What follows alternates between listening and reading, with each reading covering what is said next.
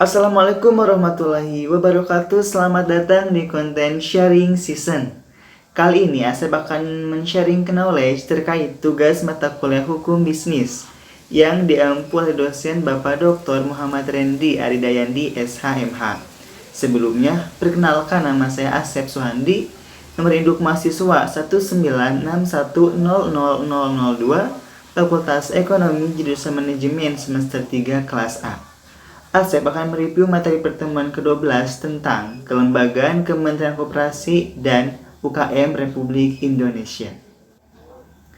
Secara kronologis, lembaga yang menangani pembinaan koperasi telah ada sejak tahun 1930, di mana pemerintah Hindia Belanda membentuk Jawatan Koperasi yang keberadaannya di bawah Departemen Dalam Negeri.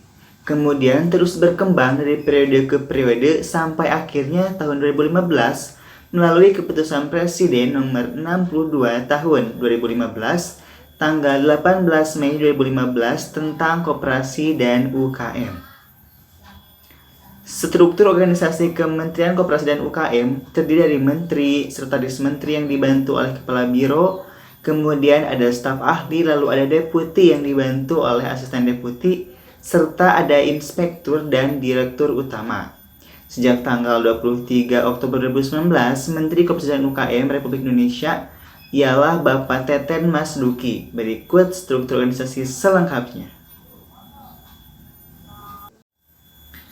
Adapun visi misi Kementerian Koperasi dan UKM disesuaikan dengan visi misi Presiden dan Wakil Presiden Republik Indonesia, yaitu visi terwujudnya Indonesia maju yang berdaulat, mandiri, dan berkepribadian berdasarkan gotong royong.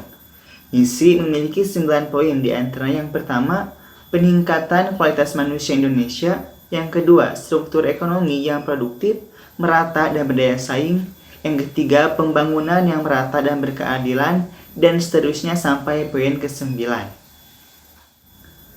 Kementerian Koperasi dan Usaha Kecil dan Menengah memiliki tugas dan fungsi yang telah ditetapkan dalam Peraturan Presiden Nomor 24 Tahun 2010 tentang kedudukan Kementerian Negara serta susunan organisasi, tugas, dan fungsi Eselon 1 Kementerian Negara Pasal 552, 553, dan 554, yaitu Kementerian Koperasi dan Usaha Kecil dan Menengah mempunyai tugas menyelenggarakan urusan di bidang koperasi dan UKM dalam pemerintahan untuk membantu Presiden dan dalam menyelenggarakan pemerintahan negara. Adapun fungsi dari Kementerian Koperasi dan UKM meliputi yang pertama, perumusan dan penetapan kebijakan di bidang koperasi dan usaha mikro, kecil dan menengah. Kedua, koordinasi dan sinkronisasi pelaksanaan kebijakan. Ketiga, pengelolaan barang milik atau kekayaan negara.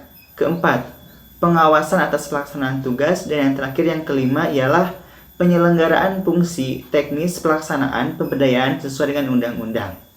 Kemudian terbentuknya Kementerian Koperasi dan UKM RI berdasarkan dasar hukum yang diawali oleh Keputusan Presiden RI nomor 228/M tahun 2001, dan terakhir adalah Peraturan Presiden RI nomor 62 tahun 2015 tentang Kementerian Koperasi dan UKM. Oke deh teman-teman, itulah review materi pertemuan ke-12 tentang Kelembagaan Kementerian Koperasi dan Usaha Kecil dan Menengah.